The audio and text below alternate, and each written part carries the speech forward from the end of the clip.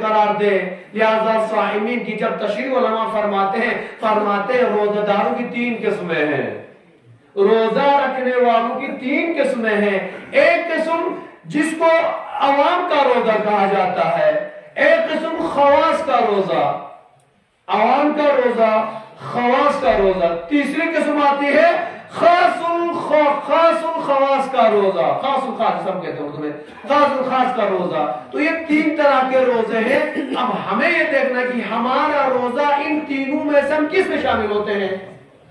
سوال آپ سمجھے ہوں گے. صائمین کسے کہتے ہیں، حقیقی روزہ دار کسے کہتے ہیں، اور ہم جو روزہ رکھتے ہیں ان 3 قسموں میں سے ہم کس میں شامل ہوتے ہیں، وہ آپ کو ہم کوئی ڈیسائیڈ کرنا، کوئی دوسرا آ کر نہیں بتائے گا. پہلا عوام کا روزہ، دوسرا خواص کا روزہ، تیسرا خاص الخواص کا روزہ، جو خاص الخاص ہوتے ہیں ان کا روزہ.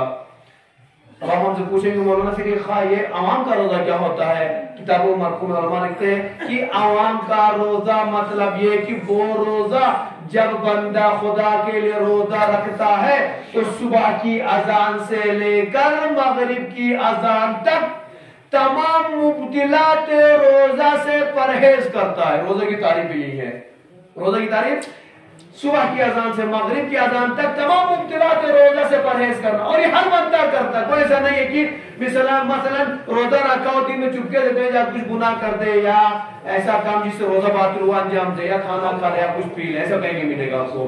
بلکہ ہر بندہ روزہ رکھتا ہے. تو فرق کیا ہوا؟ فرق یہ ہوا یہ انسان کھانے اور پینے اور دیگر تمام مبتلات روزہ سے تو پرہیز کرتا ہے، لیکن جن چیزوں سے معصومین نے ہمیں منع فرمایا ہے ان کو لحاظ نہیں رکھتا، ان پر دھیان نہیں دیتا. مثلا کیا روزے میں صرف یہ نہیں کہا گیا کہ آپ صرف کھانا پینا چھوڑ دیں، مبتلات روزہ چھوڑ دیں، بلکہ روزے میں ہمیں یہ کہا گیا کہ تم کان کا بھی روزہ رکھو، آنکھوں کا بھی روزہ رکھو، زبان کا بھی روزہ رکھو، یہاں تک کہ بالوں کا بھی روزہ رکھو، تمام اعضاء و جوارح کا روزہ رکھو.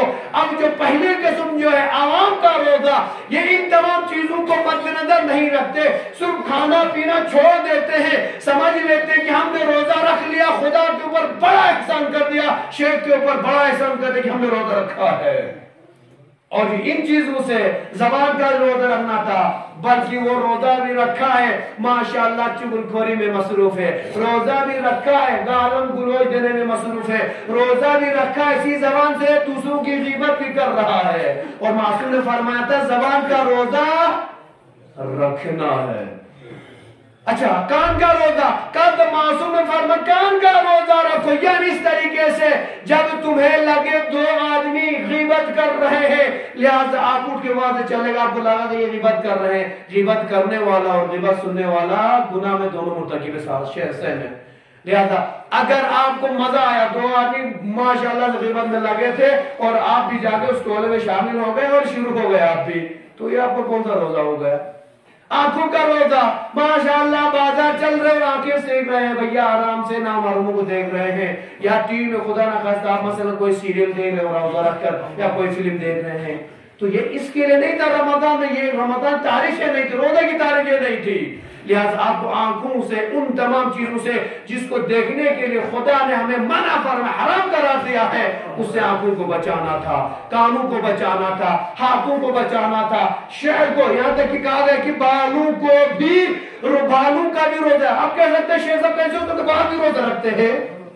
اب کیا کہتے ہیں بالوں کا بھی روزہ ہو سکتا ہے. زمان کی بات سمجھ میں آتی ہے، زبان کی بات سمجھ آتی ہے، کانوں کی بات سمجھ میں آتی ہے، آنکھوں کی بات سمجھ میں آتی ہے کہ بالوں کا روزہ کیسا ہوتا ہے. خدا نخواستہ بالوں کا روزہ، میری ماں بہن کوئی روزہ رکھی ہوئی ہے اور پردے کا لحاظ ہی نہیں رکھتی ہے، میری ماں بہن روزہ رکھی ہوئے بازار چل رہی ہے، آدھے سے زیادہ اس کے بال دکھ رہے اور نامحرموں کی اس کی نظر پڑ رہی ہے. معصوم نے فرمایا تمہیں روزے کی حالت میں ان بالوں کو چھپانا واجب ہے.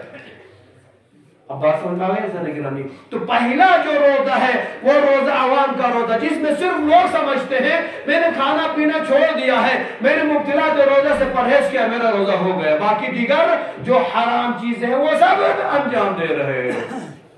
دوسرا روزہ کہا میں نے کہا صائمین جو کہا کہ روزہ دار، تیسری قسم، 3 قسمیں، 3 میں دوسری قسم کہا خواص کا روزہ. خواص کا روزہ کون سا ہے؟ کا خواص کا روزہ وہ ہے جو انسان صبح کی اذان سے مغرب کی اذان تک تمام محرمات خداوندی سے دور رہتا ہے، اپنے آپ کو محفوظ رکھتا ہے، اور یقیناً ساتھ ساتھ میں تمام مبتلات روزے سے دور رکھتا ہے اپنے آپ کو۔ مبتلات روزے سے تو پہلے والے بھی رکھتے تھے، لیکن محرمات سے دور نہیں رکھ پا رہے تھے پہلے والے گروہ والے جو عوام کا روزہ تھا۔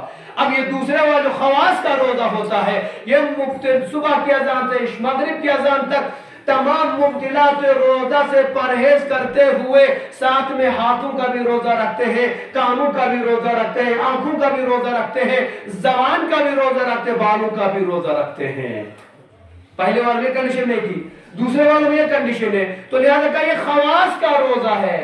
کافر جو معصوم نے جو فرمایا کہ خدایا میرے اس روزے کو روزہ داروں کے روزے میں سے کرا، تو یہ کون سے لوگ ہیں؟ پہلے والے دوسرے والے ہیں؟ کہا نہیں، پہلا والا بھی نہیں، دوسرا والا بھی نہیں، کہا تیسرا والا سنیں، کہا تیسرا کون سا گروہ ہے؟ کہا خواص الخاص کا روزہ۔ کہا خواص الخاص کا روزہ وہ ہے جو تمام صبح کی اذان سے مغرب کی اذان تک تمام مبتلات روزہ سے پرہیز کرتے ہوئے، تمام محرمات خداوندی سے پرہیز کرتے ہوئے تمام واجبات کو بجا لاتے ہیں اور مستحبات کو بھی بجا لاتے ہیں، محرمات سے دور رہتے ہیں، یہاں تک کہ مکروہات سے بھی پرہیز کرتے ہیں، کہ یہ خواص کا روزہ ہے۔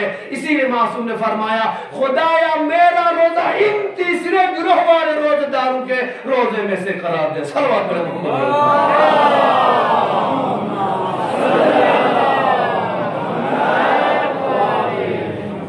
سمجھئے جانے کے خواص الخاص کا روزہ محرمات سے دور، مبتلات روزہ سے دور، واجبات ہر واجب انجام دے رہا ہے، ہر حرام چیز سے دور رہ رہا ہے، ہر مستحب کو انجام دینے والے لوگ۔ تیسرا گروہ خواص الخاص، ہر مستحب فعل کو انجام دے رہے اور ہر وہ کام جو مکروہ قرار دیا گیا ہے اس سے دور رہتے ہیں، لہذا کہا ہے خواص الخاص کا روزہ، جس کے لیے معصومین نے تمنا کہ خدایا اگر میں روزہ رکھوں تو میرا روزہ ایسا ہی ہو جس میں محرمات سے دور رہوں، واجبات کے نزدیک رہوں، مستحبات انجام دوں، مکروہات سے دور رہوں، خدایا جس میں میرے کانوں کا بھی روزہ ہو، آنکھوں کا بھی روزہ ہو، زبان کا بھی روزہ ہو، ہاتھوں کا بھی روزہ ہو، بالوں کا بھی روزہ ہو۔ امام جعفر صادق علیہ السلام فرماتے ہیں اذا صمت فليصم سمعك وبصرك وشعرك وجلدك، وعدد أشياء غير هذا وقال لا يكون يوم صومك كيوم فطرك۔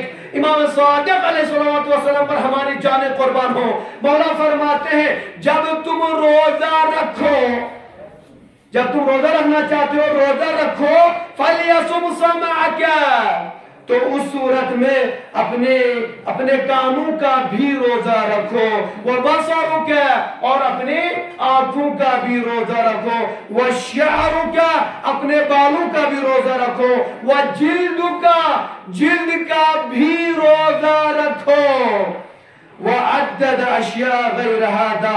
اسی طریقے سے روزدار کے لیے ضروری ہے کہ وہ تمام چیزیں دیگر چیزیں جس کا تذکرہ کیا گیا کہ اس کا روزہ ہونا چاہیے، وہ ہاتھ پیر کا روزہ، یہ تمام پر ہونا چاہیے، تو اس چیزوں کا روزہ ہونا چاہیے۔ پھر مولا فرماتے امام صادق علیہ السلام وقال، امام خطاب کو جو فرماتے وقال لا يكون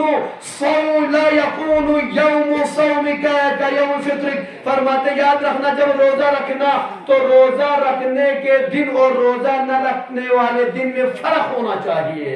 ایسا نہ ہو کہ روزہ نہ رکھتے ٹائم خدا آپ جو گناہ کرتے تھے وہ روزہ رکھ کر بھی وہی گناہ انجام دے رہے ہیں۔ مولا فرماتے ہیں یعنی کہ جس دن روزہ رکھے اور روزہ نہیں رکھے دونوں فرق ہونا چاہیے، دونوں ایک جیسے نہیں ہونے چاہیے۔ لہذا روزے سے پہلے خدا نہ خواستہ مجھ جیسا گناہگار غیبت کرتا تھا، چغلی کرتا تھا، تہمت سے کام لیتا تھا اور کسی کو گالم گلوچ غیبت کرتا تھا، گالم گلوچ دیتا تھا، لہذا رمضان میں بھی روزہ رکھ کر ایسا نہیں ہونا چاہیے۔ لہذا جزانے گرامی یقیناً روزہ رکھیے تو یوں روزہ رکھیے کہ جس سے معصومین علیہ السلام بھی خوش ہو، خدا بھی خوش ہو۔ ایسا نہ ہو کہ صرف فارملٹی پورا کرے، ہم سمجھا ہم حقی صائمین ہیں، لہذا ہم ان حقی صائمین میں سے نہیں ہو سکتے۔ صلی اللہ علیہ محمد